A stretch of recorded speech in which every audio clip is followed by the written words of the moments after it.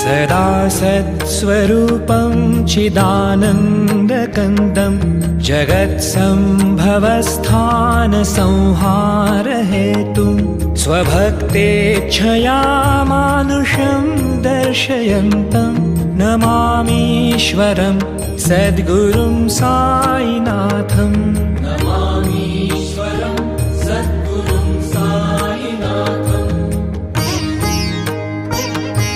भवद्ध्वान्तविध्वंसमार्तण्डमिद्यं मनोवागतीतं मुनिर्ध्यानगम्यं जगद्व्यापकं निर्मलं निर्गुणं त्वां नमामीश्वरं सद्गुरुं साईनाथम्।